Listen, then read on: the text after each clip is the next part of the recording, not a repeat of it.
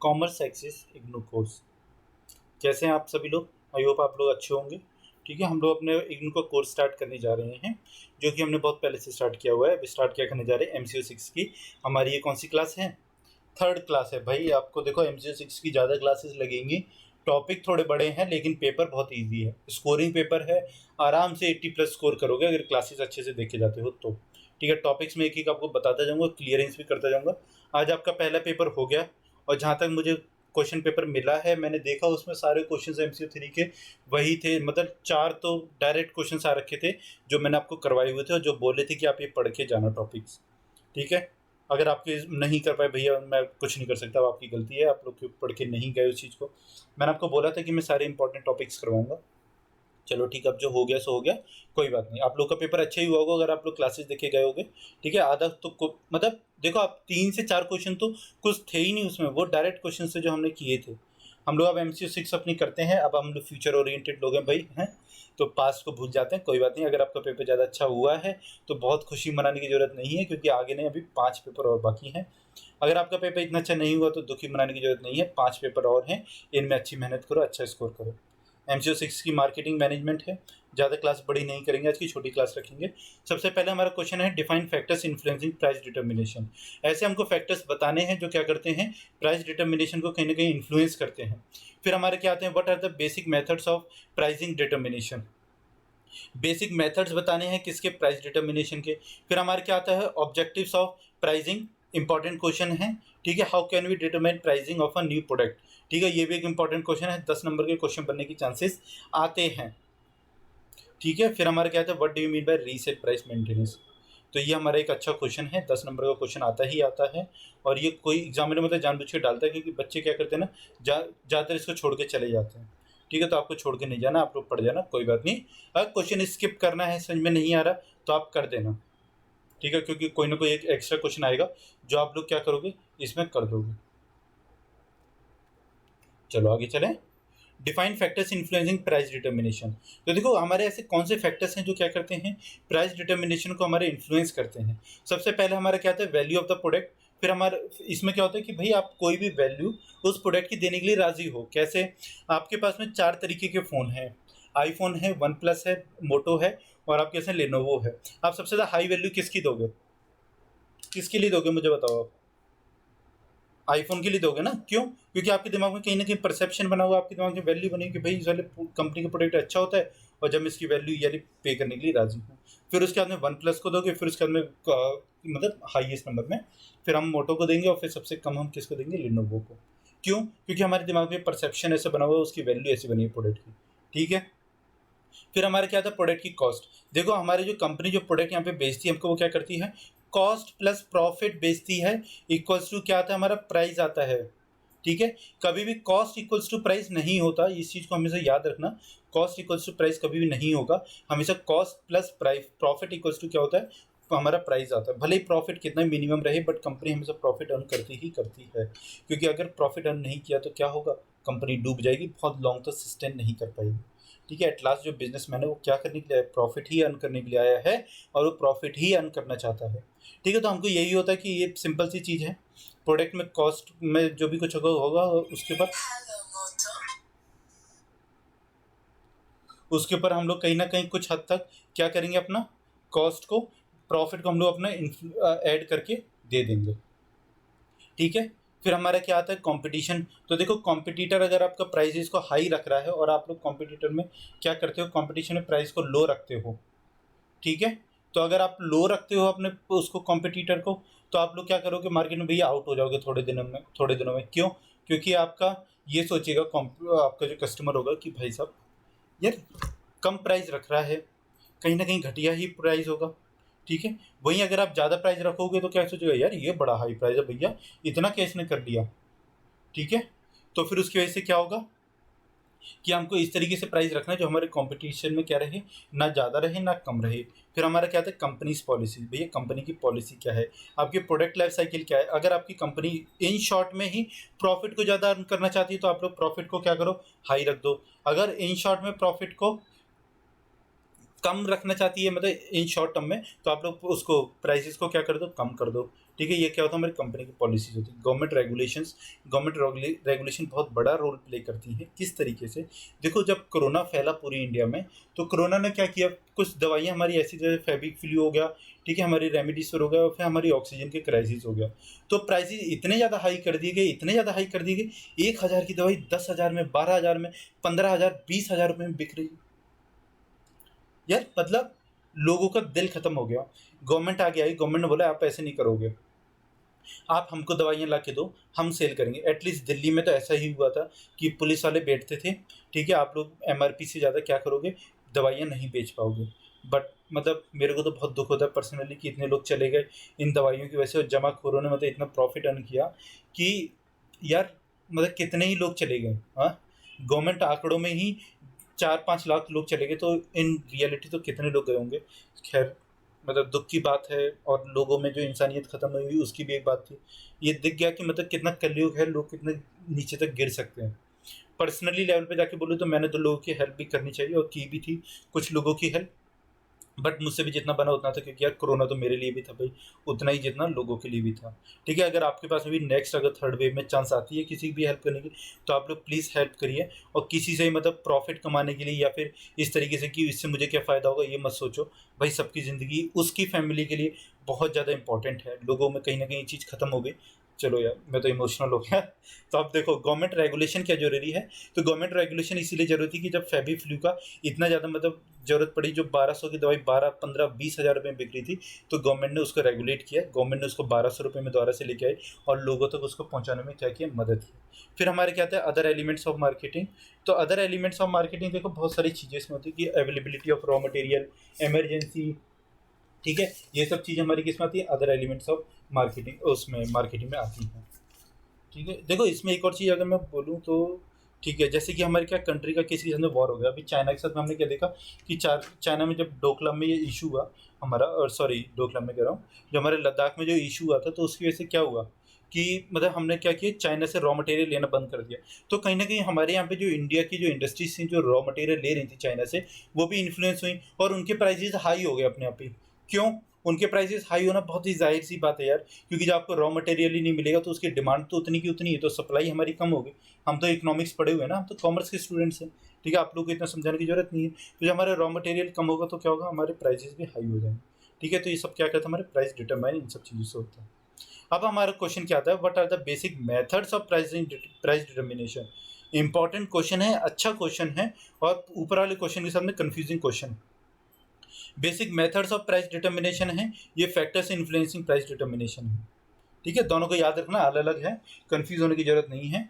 तो इसमें क्या होता है, देखो cost based pricing, buyer based pricing, और क्या होता है हमारा कॉम्पिटिशन बेस्ड प्राइसिंग। तीन तरीके की क्या होती है हमारी प्राइस डिटर्मिनेशन के मेथड्स होते हैं। तो कॉस्ट बेस्ड प्राइसिंग हमारा क्या कहता है, देखो कॉस्ट प्लस प्राइसिंग, जो मैंने आपको बता दिया ऊपर, मैं आप दोबारा से आपको क्यों बताऊं, कि हमारा जो कॉस्ट में प्लस हम जब प्रॉफिट करते हैं तो इक्वल से हमारा क्या आता है, प्राइस आता है।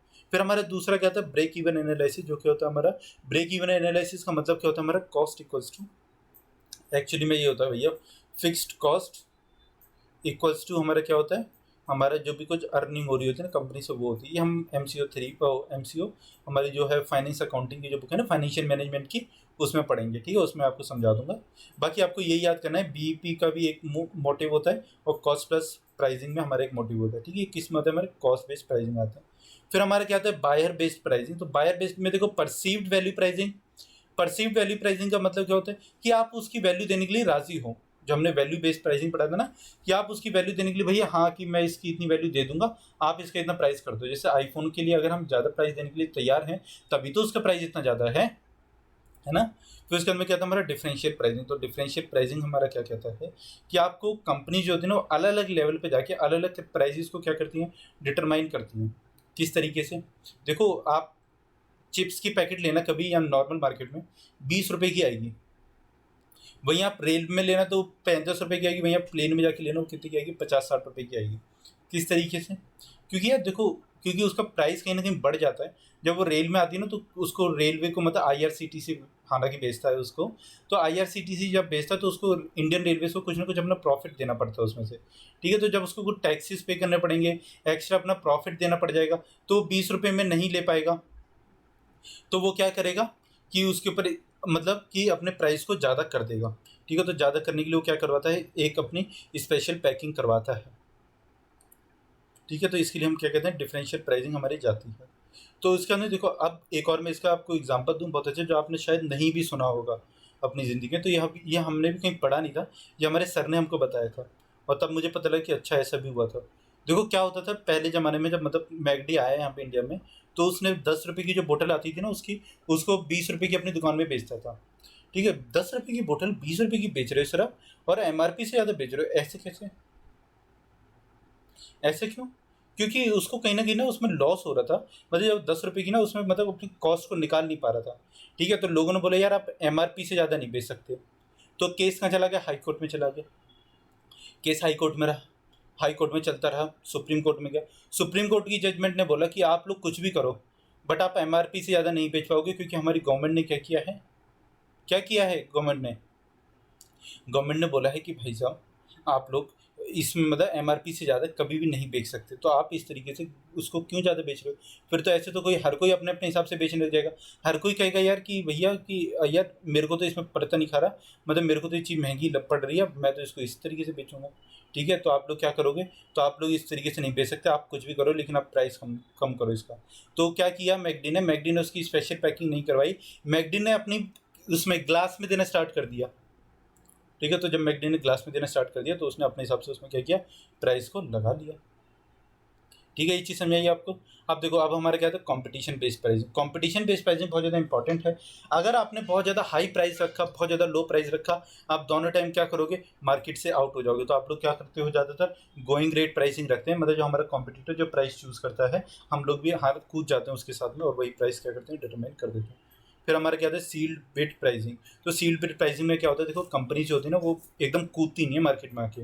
वो लोग क्या करती हैं, कुछ अपने प्राइस के लिए लिफाफे पैक करवाती हैं, और उनको मार्केट में देती हैं। किसको? जो स्पेशल एजेंसीज होती हैं, जो लोग क्या करते हैं, मार्केट में प्राइस के डिटरमाइन करवाते हैं। वो उनसे बोलते हैं कि अब आप हमको बताओ कि आप कितना प्राइस इसका दिलवा सकते हो। वो बोलेंगे भैया 40 रुपये, 50 रुपये, तो जहाँ पे उसको प्राइस ज़्यादा मिलेगा, कंपनी क्या करेगी, वहाँ पे चली जाएगी। ठीक है, ये क्या होती है, हमारी सील्ड बिड प्राइसिंग होती है। अब हमारे आते हैं ऑब्जेक्टिव्स ऑफ प्राइसिंग, मतलब प्राइसिंग करी क्यों जाती है आखिरकार। तो प्राइसिंग के देखो कितने हैं ऑब्जेक्टिव्स, हमारे 3 हैं।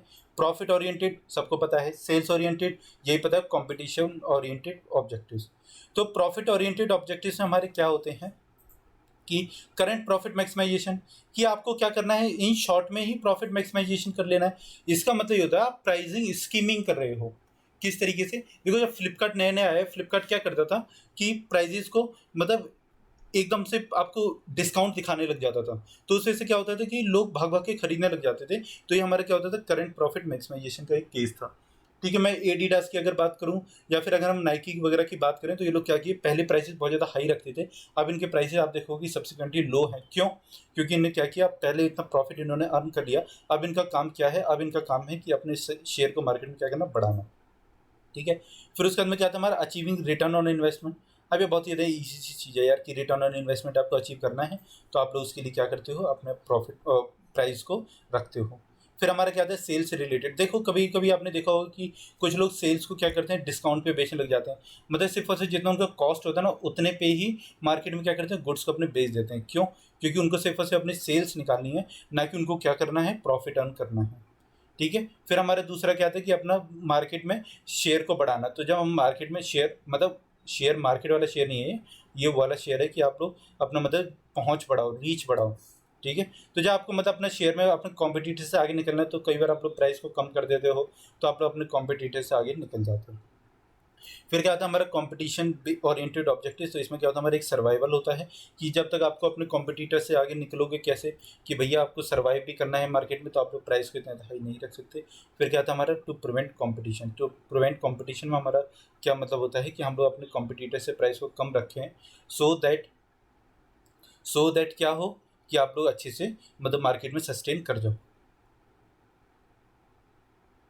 ठीक है,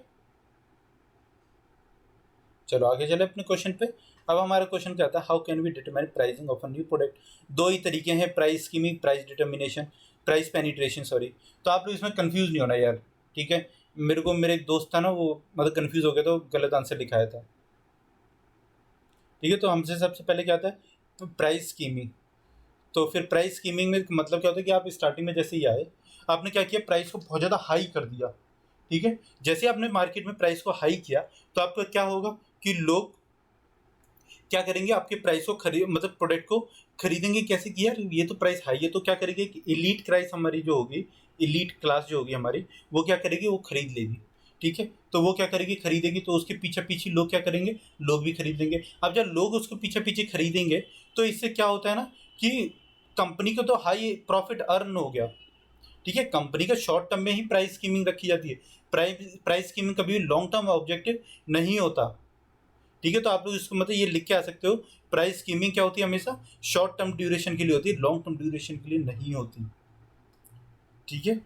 अब देखो, अब हमारा क्या आता है, फिर आता है हमारा प्राइस पेनिट्रेशन। प्राइस पेनिट्रेशन का मतलब क्या होता है कि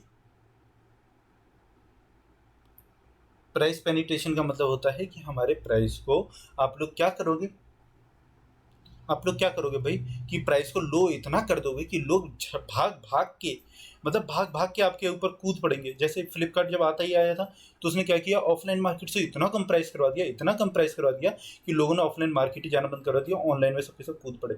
आपको एक सेल भी याद होगी शायद 16-15 की, कि एक ब्लैक फ्राइडे करके सेल था, ठीक है। तो उसमें क्या होता था कि हमारे प्राइस स्कीमिंग मतलब प्राइस पेनिट्रेशन हुआ था, तो हमारे प्राइस को क्या किया गया था, एकदम लो कर दिया गया था कि लोग इतना खरीद लेंगे, समझ जिनकी मर्जी भी नहीं है वो भी खरीदेंगे। हालांकि इस वाले केस में कंपनीज को लॉस होता है, बट स्टिल कंपनीज क्या करती हैं, अपने शॉर्ट टर्म के लिए प्राइस पेनिट्रेशन कर देती हैं, और वो लॉन्ग टर्म को देखती हैं कि हमारा लॉन्ग टर्म कितना ज़्यादा इसमें फायदेमंद रहेगा, ठीक है। वो हमारा केस में आएगा प्राइस पेनिट्रेशन में आएगा। अब क्या आता है हमारा, what do you mean by resale price maintenance. तो देखो इसके लिए आप लोग पेज नंबर 39 खोल लो और इसको पढ़ के जाना, ठीक है। ये मैं आपको नहीं करवाऊंगा, ईजी टॉपिक है, आप लोग पढ़ोगे तो आपको समझ में आ जाएगा। हालांकि मैं तो ये कहता हूँ कि आप लोग इसको क्या कर दो, स्किप कर दो। एक और मैं आपको मतलब अच्छा टॉपिक बता रहा हूँ, पेज नंबर 25 खोलो, बुक नंबर 4 का ज्योग्राफिकल प्राइसिंग, ये पढ़ के जाना है सारे के सारे। एफओबी पढ़ के जाना, यूनिफॉर्म डिलीवर्ड प्राइसिंग पढ़ के जाना, जोन प्राइसिंग पढ़ के जाना, बेसिंग पॉइंट प्राइसिंग पढ़ के जाना, और हमारा है एक एफएपी पढ़ के जाना, ठीक है। ये पढ़ के जाना, क्यों, क्योंकि पेपर में 10 नंबर का इसमें से कोई भी एक क्वेश्चन पूछ लेगा आपसे, शॉर्ट नोट्स में आ जाएगा कि एफओबी क्या है या फिर हमारा यूनिफॉर्म प्राइसिंग क्या है, ठीक है। तो आप लोग को इसलिए तैयार होकर जाना है, आप लोग सारे याद कर जाना। 20 नंबर का क्वेश्चन बनेगा या 10 नंबर का क्वेश्चन बनेगा, तो भी आपको इसको क्या करना है, लिख के आराम से आना है। आई होप आपको आज की वीडियो अच्छी लगी होगी। मेरा तो यार गला दर्द कर गया, मतलब एकदम बोल बोल के, ठीक है। आप लोगों को अच्छी लगी होगी वीडियो, बहुत ज़्यादा मेहनत कर रहा हूँ यार आप लोगों के लिए। आप लोग बस वीडियो को इसी तरीके से देखते रहो और हमारे चैनल को सब्सक्राइब करते रहो, ठीक है। दूसरे बच्चों तो क्या करो, आप शेयर करो, ठीक है। शेयर करो और फिर क्या करो कि बोलो भैया कि हमारे सर की वीडियोस देख लो, हम लोग आपके साथ में मेहनत जो कर रहे हैं, आप लोग की हमारी मेहनत भी मतलब सफल होगी, हमें भी अच्छा लगता है कि जब आप लोग वीडियोस देखते हो तो, ठीक है। हमारी वीडियोस को लाइक करो, शेयर करो, सब्सक्राइब करो और हमारे चैनल को दूसरों तक शेयर करो, ठीक है। और क्या करना है, एक और काम, कि अगर आपको कोई भी डाउट है, कुछ भी पूछना है, नीचे कमेंट बॉक्स में पूछ सकते हो फ्रीली, ठीक है। मैं डेली के डेली वीडियोस बनाता हूँ ना, तो आप लोग का उसको क्या करूँगा, वो सारे डाउट को डेली के डेली क्लियर करता जाऊँगा। कोई भी डाउट लेके एग्जामिनेशन हॉल में जाओ, उससे अच्छा है कि यहाँ पे नीचे कमेंट में अपने डाउट को क्या कर लो, क्लियर करो। चलो मिलते हैं अपने कल नेक्स्ट वीडियो के साथ में। Thank you so much for watching this video.